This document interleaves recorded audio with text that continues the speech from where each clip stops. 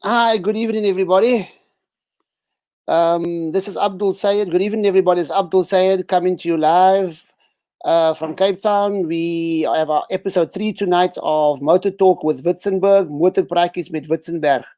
Tonight we have some really, really special guests. We have none other than Mr. Reddy D, who surprised me when he rocked up at the last Gymkhana with a drift car.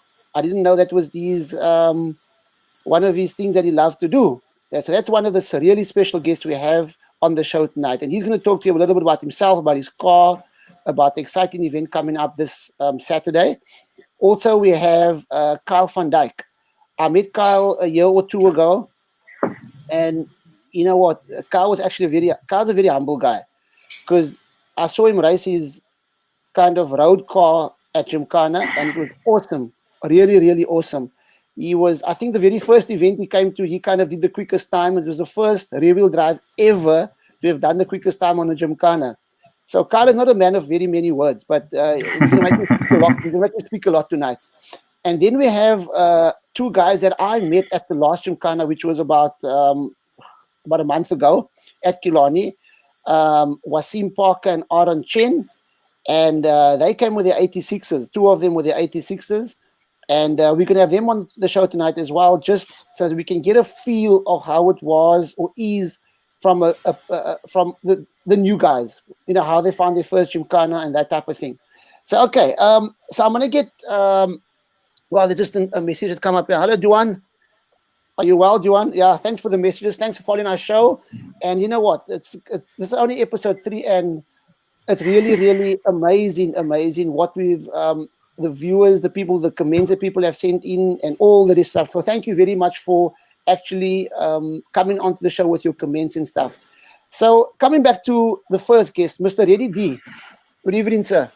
Hey, man, good evening to you and all of the viewers. Thank you so much for the opportunity to chat to you guys this evening. Thank you. Well, this is actually quite weird because it's supposed to be the roles should be reversed here. But I kind of feel intimidated in a way, but not really, because I can only learn from a man like this. And you know what? All my life, I just knew you as Reddy D. I actually didn't know your name was Dion. So I'm just going to call you Reddy D. It's probably easier. So, good, eh? Yeah. Okay, now second guest, Kyle van Dijk. He comes from a drifting background. I met him a year ago on with Gymkhana. Kyle, how are you? How's it, Abdul? I'm good yourself.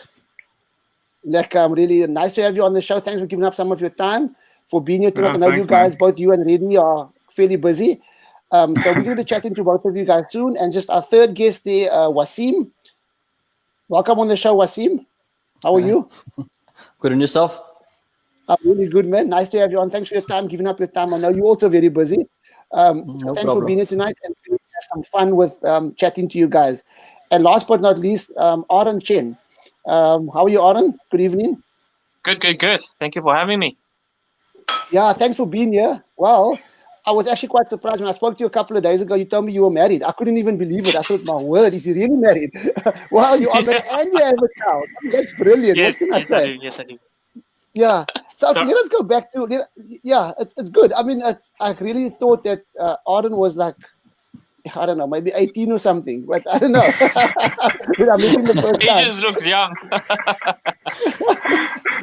And they just commenting, hi, Nadia. Hello, Nadia. She was one of our first guests on our first show, or last week's show. I can't even remember. But hello, Nadia. Yeah, last week. I'm not too sure actually when it was. Anyhow, coming back to Reddy. Give us a little bit about a background. I mean, like I said, I didn't even know that you had a drift car. So give us some background on what you do, how you got into drifting, and how you ended up coming to one of the Gymkhanas. Yeah, sure, man. I mean, a lot of people know me for being a DJ, a hip hop music producer. I worked in television, also work in radio as well. So getting back to the motoring side of things, and I was one of those typical kids that grew up on the Cape Flats, coming from Mitchell's Plain, being exposed, to guys that used to do the popper wheelies. These days it's called spinning. So I grew up going to Indiana, going to the Purvis and all those places and being exposed to all of those things. So I grew up with a passion for cars as well. My dad loved cars as well. He owned Valiants all his life, so I was exposed to that as a kid. Just to get to the drifting side of things, I was I was exposed to drifting through the Japanese option videos, so through some of the guys that I met. One of the local nightclubs threw a Tokyo drift party, and then a couple of the drifters rocked up there. One of the first drifters or people that I saw in Cape Town specifically that could actually hold a line and do a drift was Mr. Fahim Sali. And I knew immediately that that is exactly what I wanted to do. About a year later, I started working on a TV show called Mzansi Rides. The show took me all over the world, so I was exposed to more elements when it comes to motoring. My first paycheck, we sold one of our cars. I bought the 200 SX, and I started messing around in parking lots. We built up a drifting team called the Drift Squad, just messing around in parking lots, blowing motors, doing stupid stuff. So that's kind of what it is. So, so from there, we obviously had to migrate to the track because the cops came to shut us down every single week. And these days, my focus point, it's mostly road safety. In fact, it's been that for the last 5 to 6 years.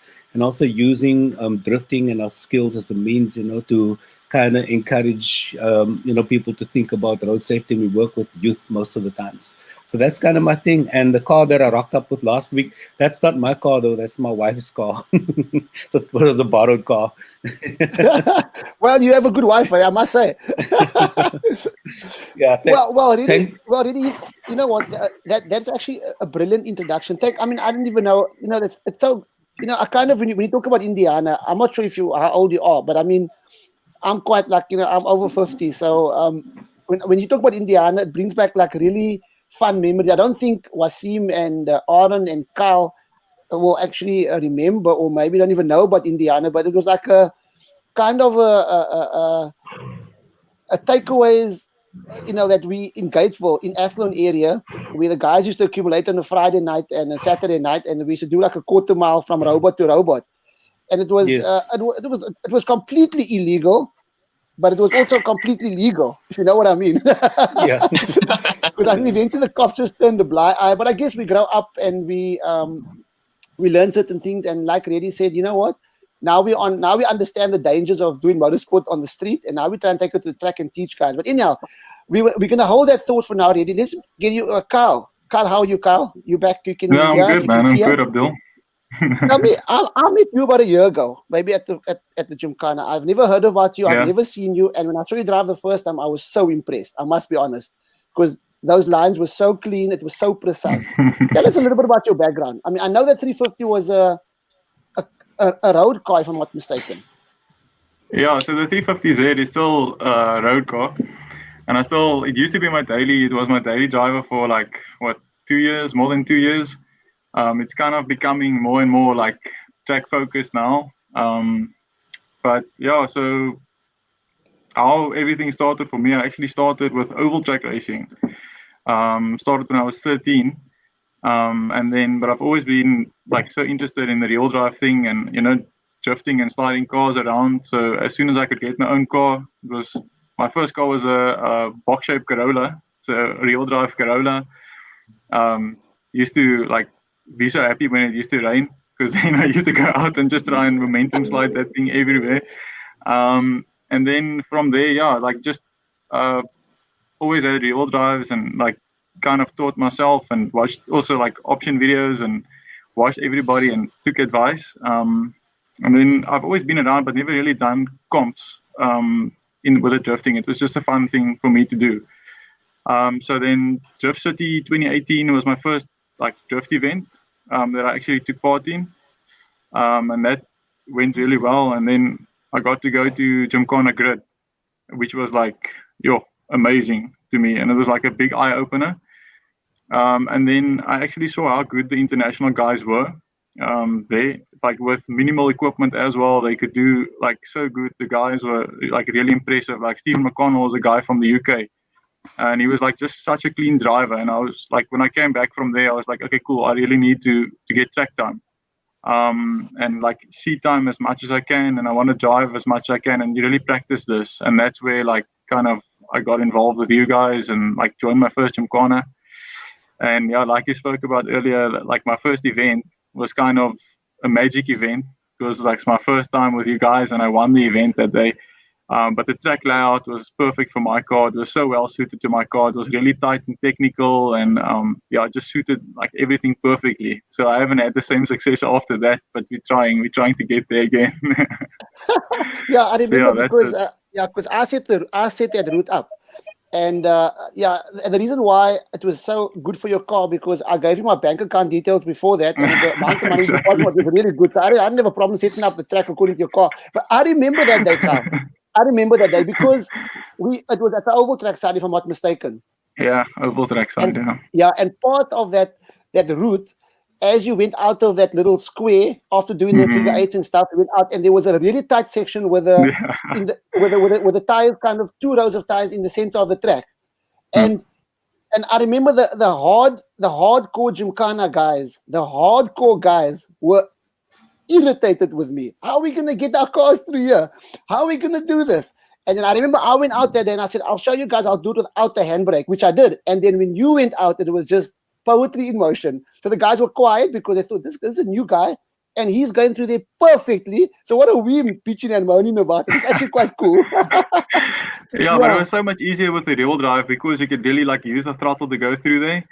With the frontal drive, it wasn't possible to go through there in a quick manner. So I scored, like we gained so much time with the real drive going through there. So yeah, it was just a magic track for me and my car. But that obviously sparked me like to come back because it was so fun. And obviously it was, won the first event. So I mean, I have to come back and defend that. But yeah, still to be repeated. Well, don't worry, we're gonna talk about the tracks later on. Coming back to Waseem, Mr. Parker, you still there? Yes. Yeah, you know what? I'm I met you a month ago, and actually, it was so exciting because I thought at least somebody's coming to race in '86. And I'm a kind of a Toyota man because I raced Toyota as well. So when I saw the '86s, I was out of my socks. I thought this is brilliant. Tell us a little bit about where you come from, what you do, and how you ended up coming to Gymkhana. So currently, I'm still a student. I'm finishing end of this year. So I do whatever part-time work I can do to get money and things like that. And the first time a friend of mine took me drifting, they were with Good Construction. I was sitting passenger, and the first time I ever went sideways in a drift car, and that was about 2 weeks before I came to Gymkhana. Once I felt that, I thought, no, my car's not meant to go straight anymore. From that day, I signed up to Gymkhana, I think 2 days later, and I said, my car's traction has never been off. I've never been sideways, but I'm gonna just do it. And I just rocked up, and I came. It was my first time drifting, other than one or two parking lot drifts within the week. It's brilliant, and I assume that you enjoyed it. Yeah, that's a whole different experience going sideways. So we're gonna talk about your experience a little bit later on. Let me get back into your friend, because I think you and Aaron, it was the first time both of you came together, both from the 86 Club. And I remember because I was at the start when Aaron was like, when he was starting, so I was the start marshal. And every time Aaron came to the start line, I'd say, Aaron, if you smile, you're gonna go quicker. And he was like so serious. Trust me. I said, listen here, just have fun. That's what it's about. Tell us about your experience, Aaron, where you come from, what you do, and how you ended up doing Gymkhana. Well, Gymkhana thing is the guys are like advertising in the group chat. So I was like, might as well, let's just push the potential of the car, because I never driven the car this hard before, ever. Never ever have I driven the car this before. So it was quite a good experience for me. So I told my wife, and I'm married. Yes, I'm married. So I told my wife, and my friend said, you know what, let's go to Gymkhana. Who's with me? Who's with me? So and Waseem's like, okay, I'm also going, and my friend Ikram, he's like, okay, let's go. So I decided, you know what, let's rock up, let's sign up. It's quite a good experience. Let's go. And then on the day, I was so nervous. If Abdul didn't say smile, I can go faster, I have a serious face on. It's incredible. But once I let go, traction control fully off, I just went crazy. I don't know what I'm doing, but I'm just going. I'm just driving and turning and try to drift, but I can't drift. And yeah, it's crazy. It's crazy. I've never done this before ever in my life. So yeah, flip. You enjoyed it. Yeah, very much, very much. I would do it again if I can, if I have the time. Yeah, Yeah, we've got to make the married time, life man. is quite difficult. No, okay. You know what? It's actually quite interesting because I come from a circuit racing background. I've been racing circuits for very many years. I stopped a while back because it was becoming very expensive and too much politics. And my first Gymkhana was in Ceres, I remember. Very technical, nothing that you guys are getting now. And I bought a car and to drive. Ceres is 2 hours away from here. Towed the car up. I think when I saw the route, I thought, man, this is quite interesting. My brother, I remember, was my navigator. So we started Gymkhana, and I think the second cone, we were completely lost. And we just kind of stood in the middle of nowhere. This is on the route. We just stood dead still, and we just laughed. And we said, let's go shopping. And we just, you know what, that's how, and believe me, Gymkhana separates the men from the boys. Trust me. Reddy, coming back to you, you said something very interesting earlier on. You said that you now do a lot of things with road safety. So Reddy, tell us a little about your car first, and then I'm going to go into the other part of this. Tell us a little bit about your car, the car that you drove the last time. Yeah, sure, man. That's a Nissan S13. It's still pretty much stock in terms of the motor setup. We do have suspension in the car. We're running tie and coil over setups in there. And that's pretty much it, eh? And of course, it's got the body kit on it. But we decided to keep our cars as stock as possible because we use it a lot in our programs. We use the cars as equipment. But just before I get into more detail around the cars, I just want to give credit to Mr. Anwar Daniels. He's my teammate, actually. And he's one of the guys that dragged me to the Gymkhana. And then Mr. Rafik Furfree, he actually got me into it further. So the first time that I joined you guys was the last event, though. And I was extremely nervous myself because Anwar always teases me and he says, D, you are not going to make it through the circuit because you are always getting lost. We need to get your GPS, we need to get your navigator, and you need a spotter. You're going to need everything to get you through the course. Just credit to them, for getting me into the whole thing. So with the road safety aspects, through our parking lot experiences and doing all these events as a team, we built up quite a huge profile. A lot of entities got to learn about who we are, and then we started finding ourselves doing things in schools. We started doing activations in colleges. We started ending up on television. And that made me realize that what we are actually busy with is much bigger, than us just spinning around and throwing our cars all over the place, So a couple of years ago, unfortunately, we lost one of our team members in a road accident. And we thought, that we needed to become proactive and use what we got to at least carry a message, and also looking at the fatalities. And if you look at the stats and how that is increasing, and if you look at what's happening on the roads, we just thought, why not try to use our influence and use what we got to get people interested? And we started getting involved with a lot of events. One of the big events that we did was with Good Up FM, the radio station that I worked for a couple of years ago. We did this Rev Life where we pulled in over 20,000 people onto Killarney. And there was such a good response coming off that. So from one event to the next event, the interest started to build and build. So we ended up at various events as the exhibition drift crew in these small spaces. And we thought this is also the perfect opportunity to engage people, especially young people, And all of us use the roads on a day-to-day basis. It doesn't matter who you are. There's no prejudice when it comes to road fatalities, And we just thought, man, I just thought to myself and my wife and the team, Anwan, everybody else involved, we just thought, we are grown men with families, with kids. We use the roads.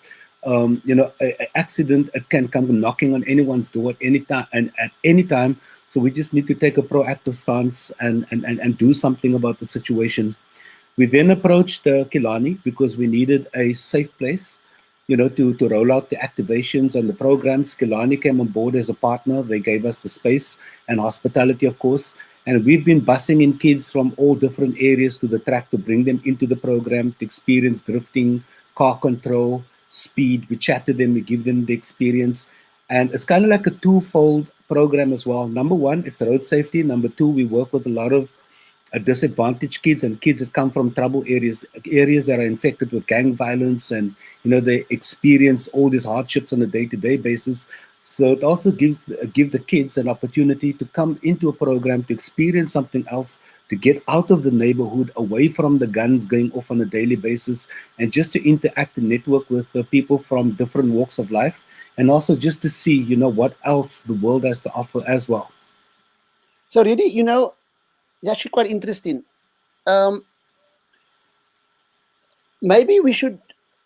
Okay, now with COVID, it's a bit of a bummer because we cannot get these kids to come to a public space because that's kind of the rules at the moment. But maybe in the future we should get a couple of these kids on the show, and maybe one or two of them, and let them talk about their experiences, coming from those particular areas, and what Yeah. you guys have doing, what is done for them as people, because that's important. I mean, because I remember from Gymkhana as well, we had, pre-COVID, that we had a program going where we would, I think Carl will remember this, where we would take kids from disadvantaged backgrounds and bring them to the track, treat them for the day, put them in the cars, get them to understand how cars work. And I know at the end of the day, they are always just so happy because they were there. But, absolutely. But at the end of the day, they're going back to the environment that is not a good environment. So we need to, if everybody makes a little bit of a difference in their own little way, in our case, it's motorsport, we make the world a better place. Absolutely, man. There's two standout occasions apart from losing a friend and family members ending up in accidents. But there's two things that really stand out for me that made us committed to our program. So our program is called SR4A. It stands for Safer Roads for All. But there's two events that really made us more committed to the cause. Number one was the days when we were messing around in the parking lot of a nightclub in Lansdowne called Atmosphere. A gentleman brought the. There we go. Yeah, I remember the parking lot. yeah. So a gentleman brought a kid in a wheelchair, and this kid wanted to experience drifting. But this is the saddest story, though. This young boy didn't have long to live, and all he wanted to do on his last days was experience drifting. So that was like the one game changer. We put him in the car with one of the drivers. He was sitting on his dad's lap, and the dad was holding him, and he went out. That boy's day was made. On another occasion, we did a show at the Good Hope Center, and we were doing the drifting in the parking lot below. There was a young lady that got into the car with me, and she was don't know back. And I was like, okay, this is very interesting. And she says, the reason why I'm getting in this car with you, I was in a 2-month coma after a road accident. I ended up in hospital. And the reason why I'm sitting in this car with you today is because I want to overcome that fear of getting back into a car again. This is the reason why I'm here. And it's those things, that actually made me realize, wow, this is actually bigger than us. So we really have to be a little bit more careful as to how we conduct ourselves, especially when we're out on the roads, and especially if people know you as well, So it's these types of things I feel that goes a long way when it comes to interacting with people. Absolutely. Carl, I see somebody sent a comment there that you didn't say that you were playing, I don't know, what is some type of game, Intel or something, before you started drifting. What is that? That's Initial D. Yes, it. Yeah. I'm not too familiar with that stuff, but it's, the lady was somebody said Benton and Chantal. Talk us through that. Maybe that's some private training you've been getting, behind the scenes there or something. So yeah, we used to spend our younger days in one city's Wonderland, and then the game we would always play there was Initial D. So I think a lot of the guys, I see Aaron and knows it very well as well. So yeah, we would spend all our parents' money on that game, just spend the whole day there, and just practice. And that's kind of where the bug started to bite. Definitely, that had a big influence. And I mean, watching the series of Initial D and just watching all the videos back then, obviously, drifting wasn't that big yet, but it was already big, like on the internet and stuff. So yeah, definitely got us into it. And yeah, plenty of seat time in that game. Amazing. Okay, now that's what it meant. That makes more sense to me. I thought it was some KGB training for drifting or something that nobody knows about underground somewhere. Yeah. Tell me about the car. It's an interesting car, because when I saw the car the first time, I knew it was your daily driver, but this car was really something else. Tell us a little bit about that 350Z. Yeah, so the 350Z, like for me, is a very like special car. I don't think there's a lot of cars like in the price bracket that can do what it does so well, and be as reliable as what it is. Normally you can get like a cheap and a fast car, but it's not going to be reliable. The 350Z kind of does everything well.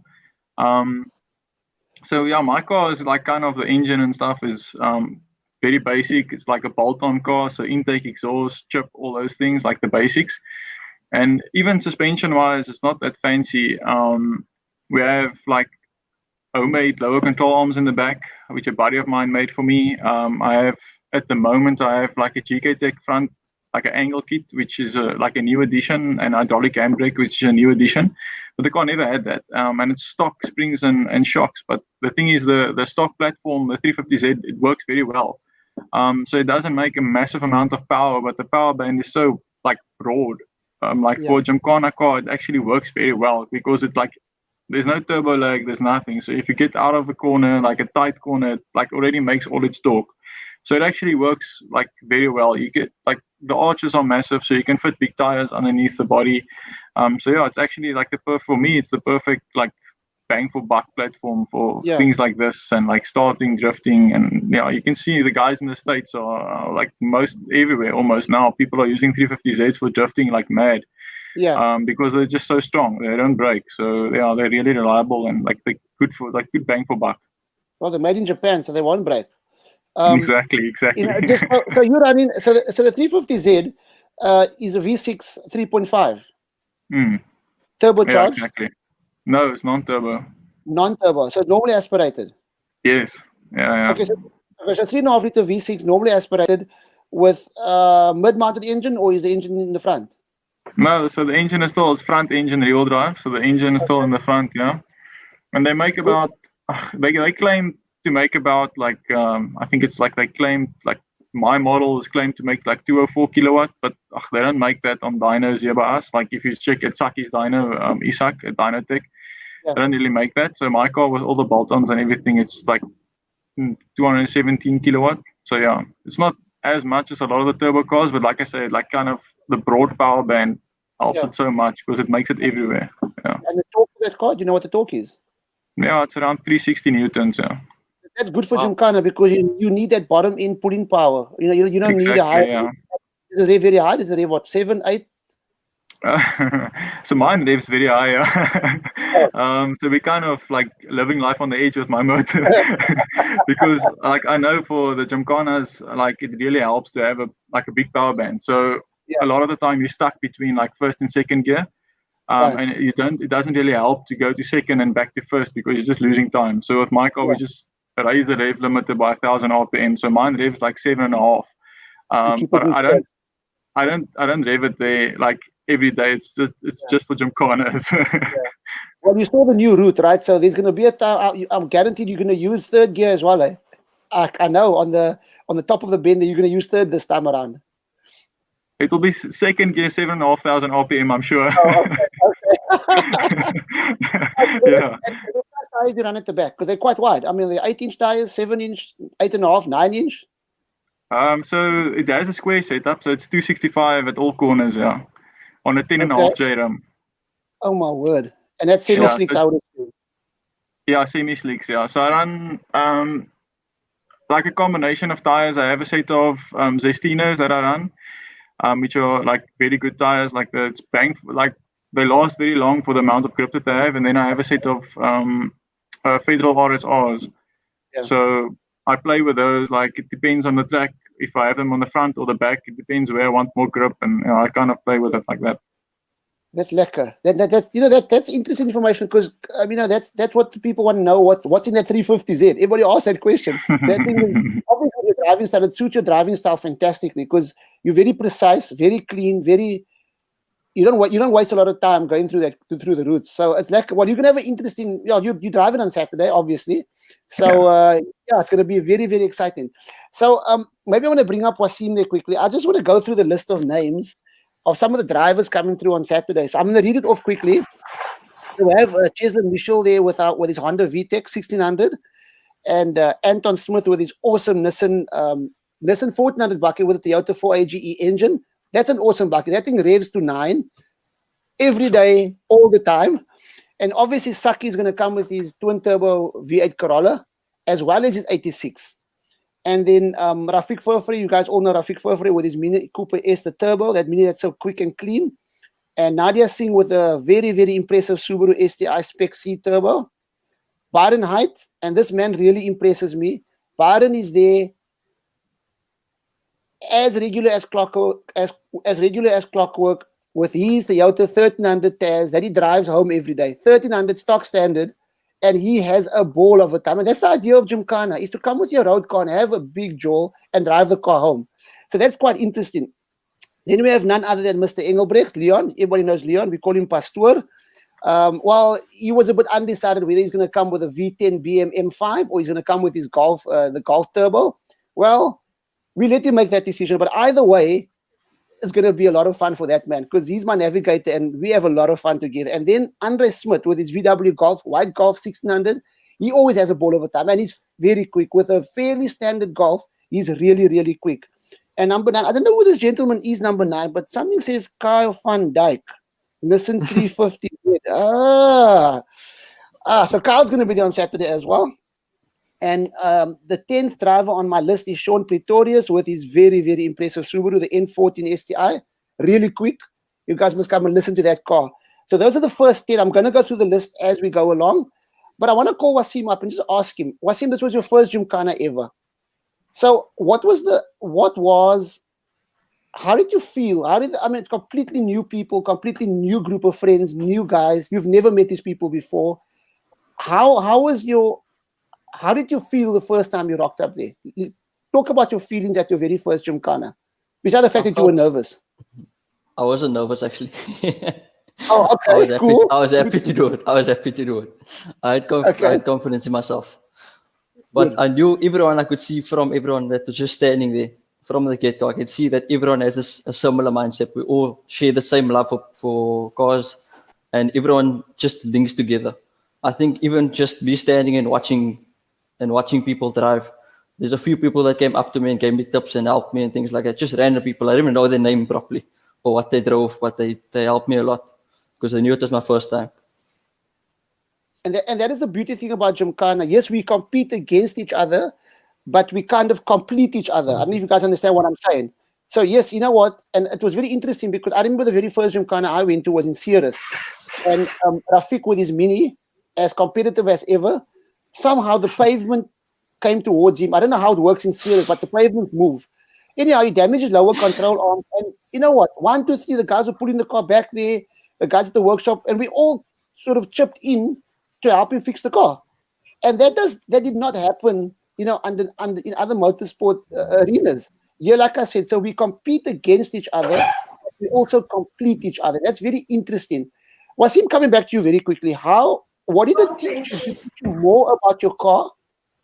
Did it teach you more about your car? How to handle your car differently, the weight distribution? Because you were driving with traction control off, and I see as you started, you were kind of throwing the car around. And how did it benefit you going onto the road the next day or the day thereafter? Talk us a little bit through that. I felt like I could control the car more. If the back end comes out for any weird reason, I knew I had full control of my car. After Gymkhana, I knew it's almost like I knew my car inside out. There was no way anything was going to happen. I'm full in control of the car. There's obviously a benefit to you as a driver, as a newcomer to Gymkhana. Definitely. Definitely. More so than after playing the games that you guys normally play? Yeah. And your car, is it stock standard? Is it modified in any way? I just have a muff delete. Aaron always makes fun of that. Calls it a half-ass exhaust. Okay. and then I have headers. That's all. Okay. And how does it make a big difference compared to your standard car? Or when the car was standard? It does make not a massive difference, but it does make a big difference. Especially Okay. because we have a big torque tip with the 86. So it helps with that, especially when you pull away. So you kind of need that in Gymkhana. That's a boxer motor in there, right? Am I right? Kind of what the Subaru has in it, yeah. So they're quite torquey motors because they're 2 liter, am I right? Yes. Yeah. So I believe that you're getting the new one, the 2.5. The new 86. The new 86 actually, it's going to be 2.4 liter naturally aspirated. Aha. So we're hoping to see that one. Not much faster than the current one. My car is already faster than the new one coming out. So okay, it's I don't interesting. Maybe really see why. Interesting. Okay, cool. I'll come back to you. So kind of the same questions for you because you guys are friends and you guys came to Gymkhana at the same time. So your car, is it stock standard or has it got a little bit of stuff done to it? Just power flow exhaust and a lot meatier tires because I had good year F1 Eagle Asymmetric 3, and I also have the BC coilover. So I was there just to see how I can control the car and what is the potential, and does this mod work? Does the tire grip? Does the coilies actually help me turn corners better? And the exhaust noises, I'm just there just to have fun. A lot of fun. Okay. So the BC coilovers, because I have a set of BC coilovers in my Gymkhana car, and to me it was probably the most value for money. I must be honest with you.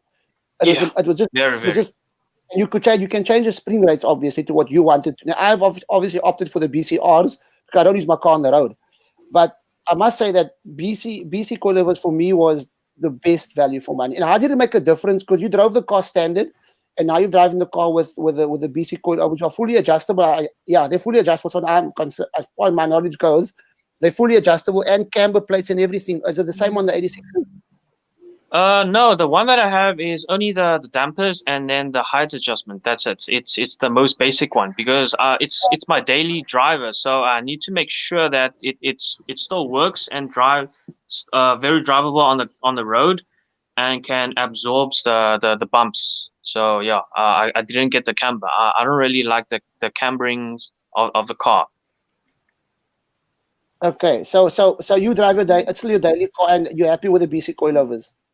Yes, very much. It's extremely comfortable, and during the Gymkhana, I actually played with the dampering, and it actually makes a lot of difference.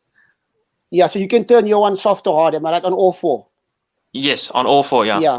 Okay. Yes, and it's and it's quite a lot. I think it goes up to 30 settings or something. Either way, up and down, if I'm not mistaken. Okay, that's quite interesting. Yes.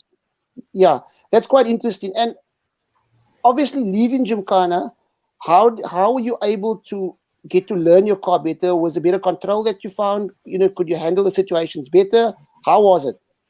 It gave me a lot of confidence in the car now because now I know where's the limit, and like Waseem said, if it slips out, then you kind of know what to do. Instead of just thinking, okay, if the rear slips, I must counter and stuff like that. It's not as easy as it is like in initial D game, where you just turn or like Need for Speed games and stuff like, or arcade games. It's like, just turn and just control it. It's actually not that easy, but once you get the feel of the car, then you know the car, it's slipping, it's getting the grip, when to brake, when to turn. So it actually gives you a lot more confidence in driving on the road, and you actually see other people driving, and then you realize that that guy can't drive. I can drive better than him now. It's actually quite interesting because I remember, well, besides the fact that we used to drive at places like Indiana, but that was when I was very, very young. But the minute I started racing on the circuit, you kind of figure out that you drive slower on the road because you kind of understand the dangers of what can happen. Yes. And that is important, especially for the guys out there. You know what? It's easy to drive fast, but it's not easy to control the car when it gets out of control. And that causes a big hassle, actually. Really coming back to you, because you are... Hey, Marco, my man from Durban there. Nice to see your comment there from you. And I saw Anton Vandenberg put a comment up. Then all the other guys, Fatima and Nadia and Leon, all the guys.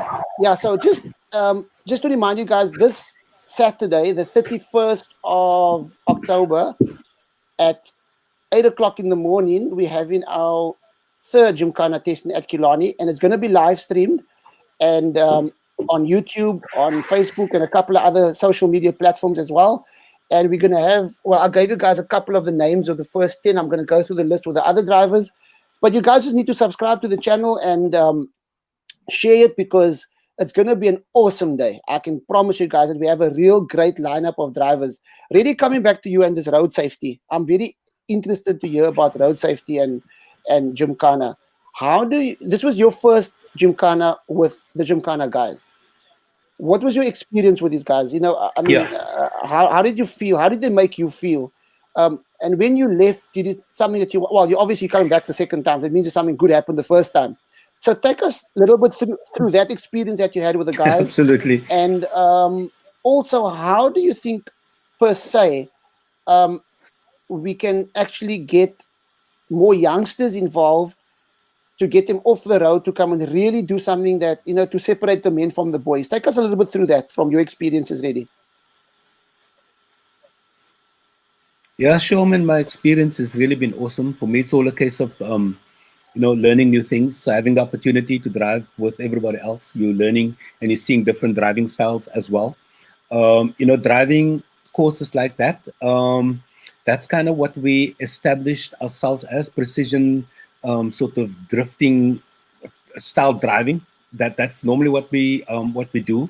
So getting into that environment was really awesome. It was kind of like being in familiar territory, but at the same time, it's also a case of learning new things as well.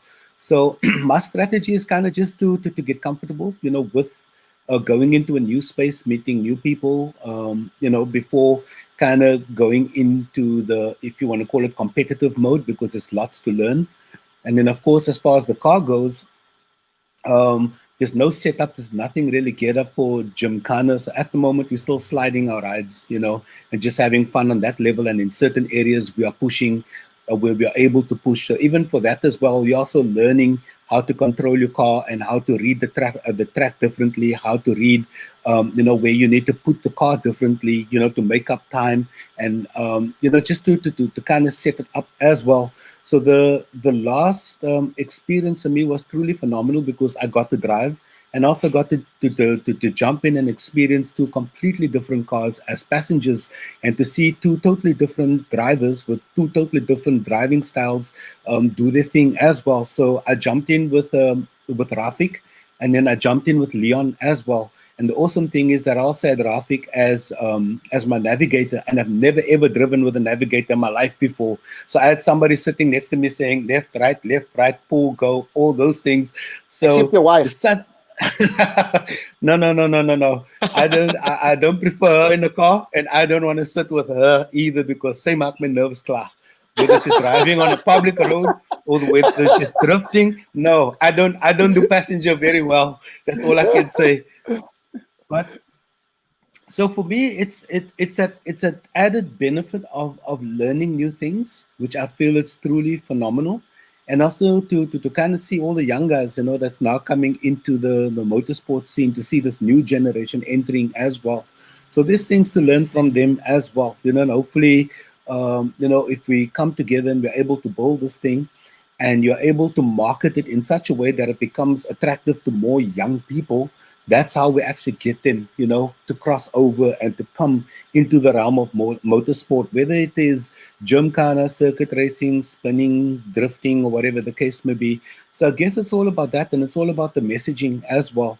So for us, our strategy has always been the cars. The cars has always been the carrot, because like these guys that are playing their the drifting and the motorsporting games on the consoles, a lot of the kids can actually relate to the cars. They can tell you that you're driving an S13, and they can tell you got the SR20 motor, or you're pushing this or that under the bonnet, and this is the size of the intercooler. And then we find young kids actually telling me, uncle, you actually need to upgrade, and you need to put on advance, and you need to get a lighter rim, you need to change your your camber settings. And I'm like, bro, where do you come on this information?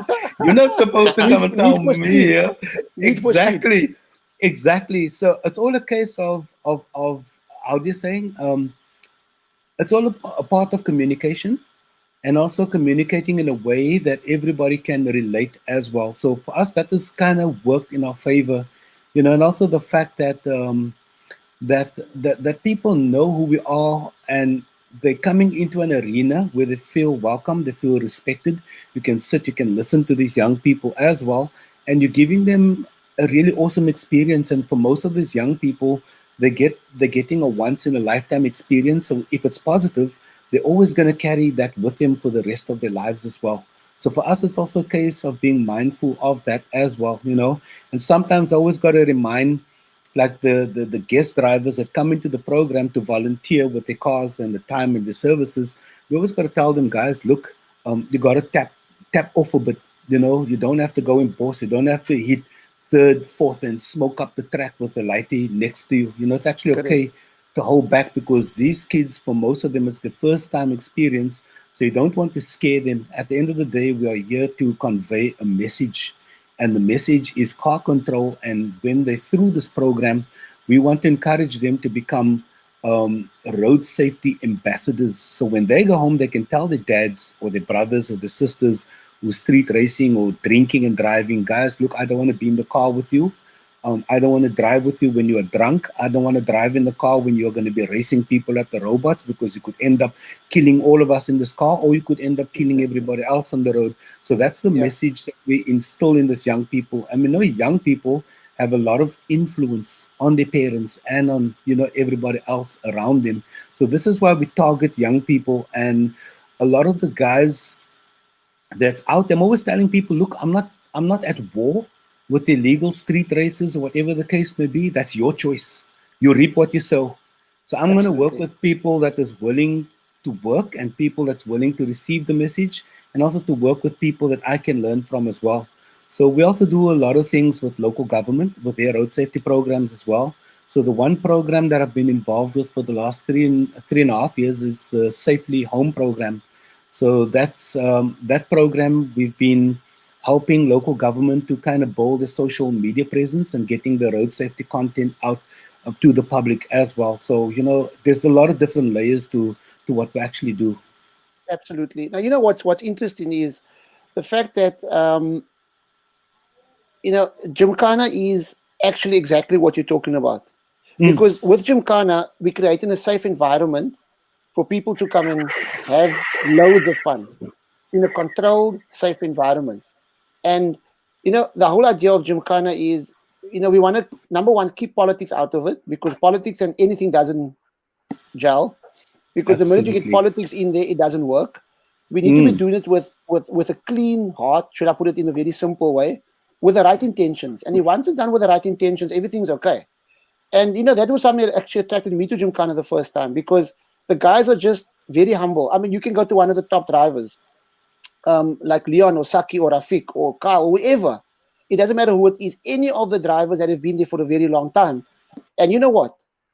They are as approachable as anything. There's no, you'll never get a dirty look from them. They're just all there, one big family, to have lots and lots and lots of fun. So, Carl, coming back to you. I mean, sorry, Abdul. Yeah. Sorry, gentlemen. I just have to intercept, and I have to excuse myself. I need to go to work right now. No problem. I know about that. To drive to Sea Point. But thank you so much for the opportunity, and thanks to all the viewers. Before you leave, just one message for the youngsters out there. What can you tell them, with the guys that are street racing? Yeah, man. Sure. There's you have an awesome life to live. We are living in really, really awesome times. We got social media we can network with. We can see our favorite stars and drivers and whoever we want. And there's such a lot of opportunities. So don't waste your life by taking unnecessary risks on the roads. It's not worth it. And if you do go to the track and you're learning all these new skills, whether it's Gymkhana or circuit racing, this is where you really, like you say, you will be able to build up your skills. And that is where you truly, truly get tested. On the roads, you actually don't prove nothing. I know other people will probably fight me and debate me on this, but I've seen it over and over and over through the years. And unfortunately, too many people have been caught up in fatalities. So imagine it is your mother and your dad. All they want to do is just go to the hospital. They want to go to the shop to go do some groceries. And here's Brasa racing on the road and they're taking out your family. How are you going to feel, you know? Or if you know that you are the cause of taking out some innocent people. And we got to remember, you know, everybody that use the roads, our circumstances are different. Some people with spectacles, some people are elderly, some people are inexperienced, some people are still learning the roads. So not everybody is gevaarlijk on the road as you think you are. So just be mindful, be respectful, and if you really want to show who you are and what you can do, you got to take it to the track, because that's where you will really know whether you're gevaarlijk or not, and whether your car is capable of doing or claiming what it can do or not. That's where you come. And you can go anywhere. You can go sideways, you can go straight, you can go around, you know, the circuit or whatever, but that's where you truly get tested. So on that note, gentlemen, my time's up. Thank you so Thank much. you very I'll much, see you Lenny, for guys your on the time. We'll see weekend. you on Saturday. Absolutely. You can Thanks, drift. man. You can drift to work, my brother. Keep it silent on hospital. I No, wish. that's a joke. That's a joke. I wish Purely a one day when I become president, I'm going to build a track for everybody to drift to work and back. Bye bye, everybody. Thanks, man. Thanks Bye for to being all on the the show. listeners. Thank you. Bye. Bye-bye. Cheers. We'll chat to you Saturday. Carl, coming back to you. So, you know, road safety is a big thing, obviously. How does racing, gymkhana, or drifting, or the environment that you're in, how does it impact you specifically and other people that you know out there? Is it a good or bad environment to be in? And obviously with Gymkhana, we want to take it to the people, keep it as low as possible. And that's the idea of Gymkhana. You know, it's for everybody with any type of car. So just give me a little bit of insight as for what you think about that. Yeah, so I have to agree. The thing is with Gymkhana for me is that it's very approachable. I don't think it's as intimidating as a lot of other motorsports. It's obviously it's cheap to get involved in. But it's like the skills you learn with Gymkhana it's like insane. You can you can apply it everywhere. Like with on the road, like wherever you want to go, like precision driving, and it's you can just apply it everywhere. And yeah, it's just a safety factor. Like even when you do a track day, it's like the speeds are so high. So yes, like I always want to tell somebody when you get like a new car and you think like you know what happens when you go over the limit, like do a track day rather, or come do a Gymkhana, because like there you can really experience like what does really happen when you go over the limit. Like a lot of people can drive fast, under the limit. Like that's more the car doing the job than like maybe that you are. But the thing is, what happens is when you go over the limit, like are you going to be able to hold it on the road, or what's going to happen? You don't know. You never know. Like each car behaves differently. Like the road conditions are different every time. So come to a Gymkhana or like a track day. But I think the thing is with Gymkhana, the speed is kind of low, and we have plenty of space. There's plenty of runoff, so it's a lot safer. You can throw your car around. So we have guys with like Waseem and Aaron that it's their first time there, and they have the opportunity to just like throw their car around and do what they want. And it's like the risk factor is very low. So I always think about the way we end our Gymkhanas every time. So you have to stop with the front wheels over the line and the back wheels at the back of the line. And it's such a simple thing actually, but it's so difficult, and it just goes to show like how like people don't realize how difficult it is, or to just judge your braking distance. So most of the people think you can stop just like that. It's not like that. You have to be like, the car has a lot of weight, and like obviously the tires are probably not as good as you think they are, and the brakes are probably not as good as you think they are. So just something like that, like practicing like how long your car takes to stop, to come to like a full dead stop. Simple things like that, where the corners of your car like is, and like stuff like that, just makes a huge difference. I think you become a much safer and better driver on the road. And also, sometimes you have to find a script. You have to get a fright. So like you can have a moment sometime, rather have it on the track and realize that okay, you can't drive like this on the road because something bad can really happen.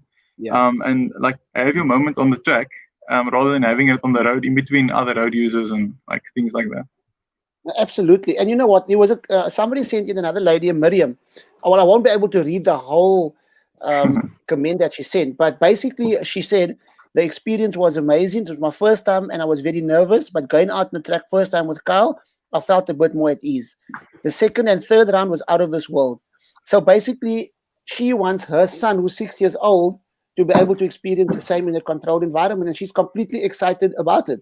And obviously, I mean, you know, when you set up the route, I set up the routes, you got to take all these factors into consideration. You know, which side of the track do you put the cones or the tires? Because if somebody does run off, is he going to hit the wall or is enough runoff area? So as simple as it looks, believe me, it takes a lot of thinking. When I go and set up the route, I try it out with a normal road car, my wife's car, and you know, I do it with somebody would come there with a completely standard road car, because that's the whole idea.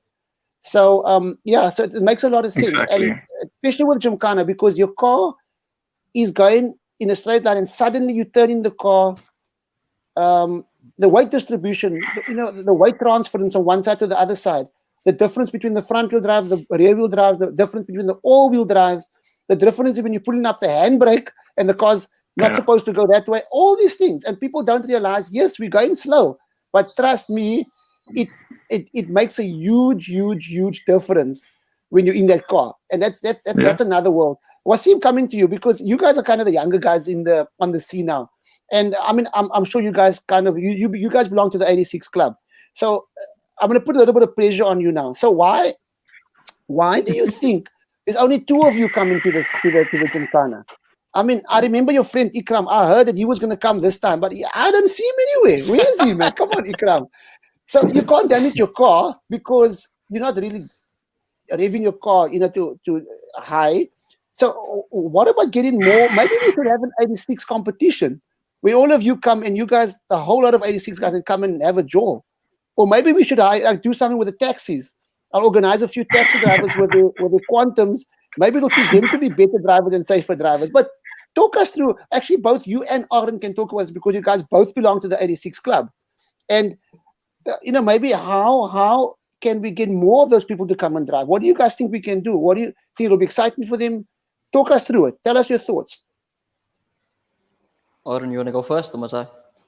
No, you can go. You can go. I'm still processing. I love these two friends. So my thing is, majority of the people in the 86 group is worried about drags mostly.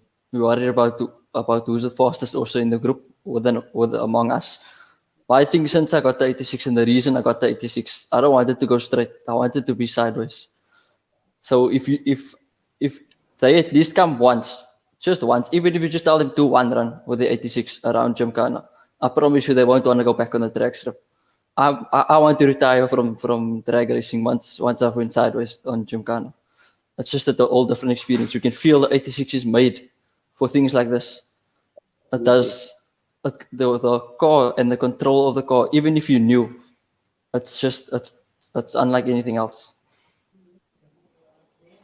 Yeah, and for me, it's Waseem's drifting and sliding. For me, it's grip. I like the feel of like twisty roads.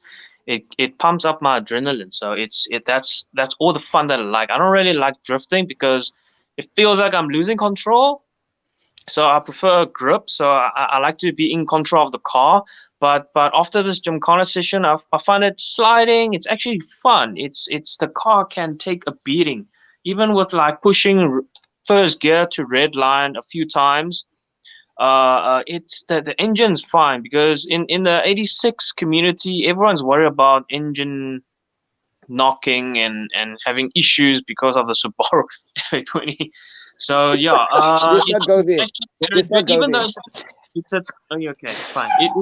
It's a very strong engine. It's very fun, and everyone should actually participate in this kind of events to know their cars. So in the future on the road driving, they know how to control it and have more confidence in the car instead of just going straight line, drag, and power. That doesn't tell you anything. The only way to know and understand and have fun is just to go out and experience it yourself. That's my opinion. You know, my experience or understanding of an 86, when it was designed and built, it was designed to be a very well balanced car. In other words, the with the arse out, it should be very controllable. I mean, that's kind of why the car was built. Abdul, here's a fact for you. With the 86 is one of the best balanced in the world. It's like Yeah. up top. Only Porsches can take it out. It beats any Ferrari or Lamborghini in terms of weight distribution and center of gravity. Yeah, it was designed for that. So the guys, you know what? So come on, guys, the 86 Club out there. Straight line, wow. I've got nothing against drags, but like really, No. close your eyes, put your foot down and pull away, and you see that's like not really who's the quickest. Well, that's the quickest, but the 86 was never designed for that. Then they would have stuck a twin turbo on and put a V6, 2JZ motor in there or something. A straight 6V, you know what I'm saying? So come on, guys, come on, have some fun at the Gymkhana. So maybe you guys must get your guys together for the next one. Hopefully we're gonna have another one before the end of the year. Hopefully. Because we're just waiting for dates from Kilani because they haven't given us another date yet. But you're right. The fun in the 86 is going around the bends, going around the cones, going around the tires, and kind of the route that you had the last time. You had a little bit of everything. You could use your handbrake, you could go sideways, you could do kind of everything out there. Yeah. So look, we have a couple of minutes left. Who was saying, Aaron, you were saying something? Yeah, and the war is the most scariest thing that ever every corner I'm like the war. Oh wow, okay. But it was fun. It was fun. Luckily we're not going like 200 Ks, but yeah, 80 Ks towards the wall and then quickly turn. That's also quite scary. Well, you're gonna see Kyle on Saturday. I don't know, Kyle kind of I think if he stuck his hand out of the car on the driver's side, he could touch the brick wall and you're still in complete control. So you should be, well, if you guys aren't going to be there, you should be watching it live, on live stream, because believe me, and Saki, Saki's got an 86 that's kind of fairly standard. So, he's a guy you can actually learn from. He's like he throws that car and he controls the car to the max. Yeah. So, Carl, just in closing, because we have very, very, well, let me just get into the rest of the list quickly before I forget this. So on number 11, we have Anwar Daniels with his Nissan 200 SX, the S13. This is interesting, guy. Renier van Zyl. He rocked up there with the last time with the Golf TDI, the diesel Golf. And he's having a ball of a time. And he's coming back with the same car. Then we have Riaz Khan with his Golf Mark 1 2-liter 20 valve with a drag setup. So this is going to be interesting. He's coming here with a car with a drag setup coming to drive Gymkhana. Yeah, so that's going to be, this car's quite powerful. But that's going to be an interesting thing for him. So next will be one of my favorites, Monique Engelbrecht. Now, on the list, she was supposed to come with a BMW M5 V10. But I'm hearing stories via the grapevine that she's got another car. So we don't know what the car is, but we're going to see what kind of car that is. And she's like really, really set to come and show the guys what she can do. If she can throw that V10 around, you guys, that car's a big car. Then we have, obviously, Dion Daniels with his Nissan as well. Johan Shade with his Ford Fiesta EcoBoost 1-liter turbo. So that is important. He's coming with a stock standard road car. And he's coming to have some fun. Lorcan Aylward, I've never met him, but Carl, you should know him. Nissan 350Z. Or he might be coming with a 200 SX, the S14 V8. I don't even know what it is. Okay. Yeah, so he's one of the drifting guys. So, yeah, he's coming to join us. That's brilliant. That's brilliant. Then is Nazeem Williams, which you should know as well. Nazeem Williams with the Nissan 200 SX, the 2JZ. That's going to be cool. That's Anwar and Dion's kind of friends, so they kind of know each other. Okay. Obviously, Saki with the Toyota 86. Everybody knows Saki. Emil Botha, he must be your friend because he comes with a 350Z as well. Yeah, I know Emil, yeah. Yeah, and he's like, he was absolutely ecstatic at the last one. He hasn't driven for a while. So last time was after a long time he came back and he said, I'm there again. And he's got a couple of mods to his car. I don't know, he did this and he lightened this and he did that. So he's very excited with his new mods. I think the car's got a wing, the prop shaft is lightened, and he's even getting a lighter navigator because he says the heavy navigator is wasting power to weight, it affects the power to weight ratio here. And then we have, this is an interesting guy, Chet Meyer, Subaru STI. So from what I hear, this guy has actually driven with the likes of Peter Solberg, if I'm not mistaken. So this is going to be I've never met this gentleman before. I've just spoken to him, but this is going to be a very interesting man and a very interesting car. This car is, a highly modified, well-tuned Subaru. So we can't wait. And then obviously one of my favorites, Atira, my very first navigator. She's coming also with a Ford Fiesta, the 1 liter EcoBoost turbo. So we have ladies that are going to compete against the guys and give the guys a run for their money. All right. Calvin Bierkman, another Subaru WRX Impreza turbo. Sean Steiger, Audi 2 liter, stage 1, a hatch. And Daniel Blazer with a Nissan 350Z. So Carl's laughing because he knows these guys. So that is kind of the lineup. And if I look at this, it's brilliant. There's a whole lot of Subarus. There's a couple of Fords. There's a 1 or 2 86s. I know the guys at the 86 Club, they kind of going to come to the next one. And there's a whole different array of cars here. And this is going to be something really awesome. So don't forget to catch us on Saturday morning. You guys will get the link on Facebook and YouTube. So just before we close, because we have like 1 or 2 minutes, I'm going to ask you guys all the same question. And you can just answer it separately. So for future, right, would you kind of be on top of your list to come and join again? And if yes, why? Because Starting can I with Arnold. start? Yeah, Arnold's the eldest. So. Okay. He's Well, married. it's fun because I changed my my wheels and then I got new tires. So yeah, I'll be there. I'll be doing the suspension setup as well, like balancing and alignment and stuff to push the limit even further. Okay. So you definitely be coming back. Yes, definitely. Okay. Here's the challenge. You come and you bring one with. I'll try. Besides Waseem, he's already there. Okay. Okay. I'll bring someone Waseem, else in the 86 group. Absolutely. Maybe you know Riaz Khan? Yeah. Yeah, he's coming with his golf one, but let him come with the 86. Okay, so Waseem, you done your first Gymkhana. Will you come back to the next one? And if you're going to come back, why would you come back? I'm definitely going to come back. This is going to be like on top of my list to do. Okay, and why? There's a few reasons why. When I came, I wasn't worried about time. Mostly I wanted to have fun. I wanted to drift most of the course. I tried to connect and drift right through the whole course. That was my goal. And then I thought, with drags, people are always worried about your time, how fast your car does and things like that. When I came there, my mindset was, even if the people are going to be worried about time, I'm just going to have my fun. But when I got there, no one was like that. No one was worried about time. Everyone was just enjoying and looking at everyone drifting or even doing track racing around Gymkhana, getting times. No matter what you do, everyone was there to help and support you. So that's the one thing that I really love. Brilliant. By the way, we do keep time. If you request the times, I can give it to you. But it's not about the time.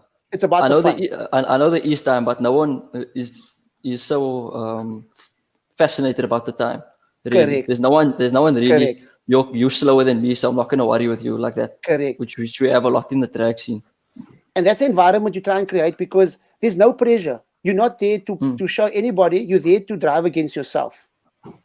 Yeah, exactly. Carl, you've been on the scene Gymkhana scene for about a year, just more than a year. Right, you obviously you're a consistent competitor now. Yeah. Why is that so? So yeah, I think Waseem has definitely touched on it there. It's just like, obviously I enjoy driving. Like anything driving where I can drive, I love it. And like the Gymkhana driving, I really enjoy.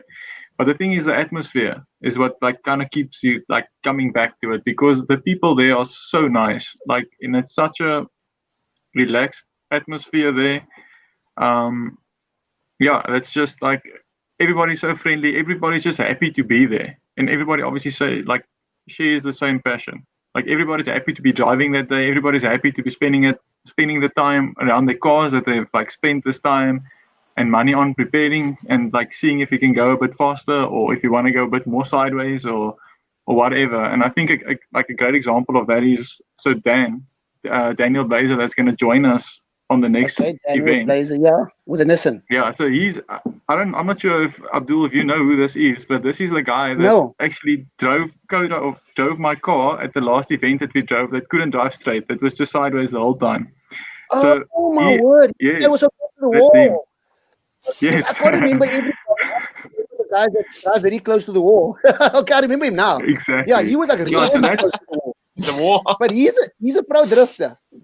yes, so that's a good example of how good Gymkhana is and like how addictive it is, because he has been all over. He's been a rally co-driver, he's been a rally mechanic, he's been a great drifter, and yeah, he's been a national, like a drift champ, and he's come to the Gymkhana. He's now bought a 350Z off this driven mind, word. and this is the first Gymkhana event he has, like, that's come up after he's bought his car, and he's like been working this week, like, you know, flat out to get the car ready to drive Saturday, and he's like so amped. Yeah. So I mean, that just goes to show. I mean, he's been involved in all types of motorsports, but he's so excited to do Gymkhana. Yeah. So yeah, that just goes to show. I must apologize to Daniel for making him go now to buy a 350Z, but it's good. Exactly. Carl, there was a comment here from Sean. Take us a little bit through Sean says, take us a little bit through Gymkhana Grid. What is it? Maybe you can explain this. What is the difference between there's Super Drift, there's Gymkhana Grid, there's a whole lot of other stuff besides Gymkhana that we're doing now. What is the difference between all those things? So Super Drift was just so Super Drift actually is like what used to be our national drift series for South Africa, but that's kind of like, it's almost died down a little bit now. But we had a Super Drift Gymkhana event at Grain West the one time, so that's kind of how that relates to Gymkhana. But Gymkhana Grid, like, I got a golden ticket to drive Gymkhana Grid after my first Drift City event that I participated in, and then what is Drift City? Drift City is basically a Gymkhana event, but they call it a drift khana. So you have to be sideways you have to link up the whole track, but it's time based. So you kind of have to be as fast as possible, but you must all be sideways. You're not allowed to drive straight. Okay. Yeah. So on that event, I got to go to the Gymkhana Grid, which is like an insane event. It's like international drivers from everywhere. We were lucky that year we had it in Carnival City. Okay. So yeah, we traded my car up there, went there. Luckily also I won on the Drift City event. I won Nankang AR1 tires. So everything just like fell in place, and these were like the most amazing tires I've ever driven on in my life. Like, these things are so sticky, it's insane actually. And yeah, so Carl from Nankang helped me out with those, getting those here and everything. So I went to Gymkhana Grid, got these tires on my car. I don't have a clue what I'm getting myself into. Get there with like all these like WRC cars basically there, and full on drift cars that are coming, like international guys. So it was quite insane. And then I'll never forget my first time on track. Obviously, when practice starts, like, I'm just itching to drive. So I'm like the first guy out on track almost. And the track's obviously, it's so dirty. There's no grip or anything. And it's like, it's like the first Gymkhana run always. Like, you try and remember how to drive, but now you have to kind of remember the course as well, because you haven't driven it enough times to like just come automatically. So I was like this, like, stupidly overwhelmed. Like, I couldn't like go around anything. I forgot how to drive. I couldn't do a donut. I was just like messing the track up, and I came back into the pits. I was like, yo guys, you know, I'm a bit overwhelmed there. And it's like this is like insanely difficult, and like I'm in between all these big names and what. And I was like, okay, let's just not change anything on the car. I just have to calm down and then just relax a bit, and I'll go out again, and it should come to me at least. And then I was lucky, like the second time out, like everything just kind of clicked for me. And then from there, we actually did like insanely well. Like, I think from the second practice onwards until qualifying, we were kind of consistently the second fastest rear-wheel drive car between all the guys, which was like such a shocker for all of us, because, you know, whatever, like, ours is possible. Road car. Yeah, like the thing is the car works very well. So yes, it's not very modified, but it works very well. So yeah, anyway, and then we ended up we did quite well in that event. I think we ended up fifth for the whole event. But yeah, just like, what an insane event. And that's what I was talking about earlier. That kind of like made me realize, because then watching those guys drive and realizing like what they can do with the cars, was just like an eye opener, and that's what made me realize like I need to get more seat time, because like the car is capable of a lot more. Like I referred to a guy earlier, like Stephen McConnell. That guy literally came there with almost a stock standard 328 E36, and on like small 225 semi slicks, and he was pitted right next to me, and he was so quick, but like the neatest and smoothest driver I've ever seen. And I've seen Isak van Zyl drive, and that guy is neat and smooth, but this guy was just like, it's like very, very neater and smoother. So it was an eye opener for me, and that's kind of what got me into, like, I need to practice a bit more. So it was insane event, insane opportunity. I'm so glad I did it. I hope the opportunity will come again. Because I feel like, I've got maybe improved a bit since then, and the car's become a bit faster. But yeah, it's like was insane event. So this guy talking about Steven, this guy from overseas, right? Mm. He doesn't drive without shoes on, does he? Saki does, right? That's the difference. Exactly. Yeah, no, Saki definitely has the edge on him there. Saki figures his weight reduction. I don't know. I mean, like, really. Yeah. I don't think. You were saying, Carl, that's okay? You were saying? No, I don't think Saki can think with shoes on. That's why I have to drive without them. He needs to breathe. It's crazy. I mean, like, really. Somebody asked if the episodes will be saved. Yes, they will. The answer is yes, they will be saved. And audio versions will be available on Spotify and Apple Podcasts. And links will be made available on the social media accounts. So that is kind of going to wrap up the show tonight. So just a reminder, guys, episode 4 next week, 19:30. Motor Talk with Witzenberg, Motor Practice with Witzenberg, and we're going to have another another different spin next week. Patrick Vermaak's going to be back on with a couple of the older guys. I don't mean old as in age, but guys that really kind of started with the Gymkhana. I remember Andre Meyer is one of them. I don't even know these guys. I just know their names. And we hopefully going to want to get Werner Kukemoer on as well. So we're going to go back into the history of Gymkhana from next week onwards. But before next week, we still have our event on Saturday. So just tune in on Saturday live on all the various social media platforms. Coming to watch some really high-powered guys. I mentioned the list, some really fantastic cars. And guys, thanks for being with us tonight. We really, really appreciate your time and your everything. And it's a very, very interesting show. You can always learn from everybody. I can even learn from younger guys than me. So I've learned a lot about the 86s. I've learned a lot about the 350Zs. I've learned about your guys' driving styles. And I know that everybody else out there has learned a lot. And we're just going to encourage more and more people to come and join us at Gymkhana. So thank you very much for being with us tonight. See you guys on Saturday, the 31st of October, live from Killarney Raceway. And we're going to have an awesome time, guys. Have a wonderful evening. Thank you. Subscribe. Thank you. Cheers. Sure. And thanks to Carl Bush in the background for all the technical stuff.